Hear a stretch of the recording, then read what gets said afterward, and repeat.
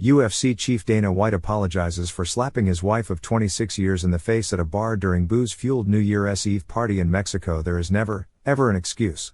It is horrible. Dana White has given a groveling apology after he was filmed slapping his wife Ann in the face during a row in a club in Mexico on New Year's Eve. The 53-year-old White, who has an estimated worth of $500 million after building the UFC up into a global money-spinning franchise, has been married to his wife for 26 years, since 1996, and they have 3 children together. They were celebrating New Year's Eve at El Squid Row in Cabo San Lucas. Video shows White appearing to say something to Ann, who reacts by slapping him. He then slaps her back before the pair are split up. Fronting up about the incident to TMZ, the UFC chief said, "My wife and I were out Saturday night on New Year's Eve. Unfortunately, that is what happened. I am one of the guys who says there is never, ever an excuse for a guy to put his hands on a woman, and now here I am on TMZ talking about it. This is one of those situations that is horrible. I am embarrassed. We have 3 kids, and since the video popped up, we have shown the kids and we are more focused on our family right now. People are going to have their opinions on this, and people's opinions would be right,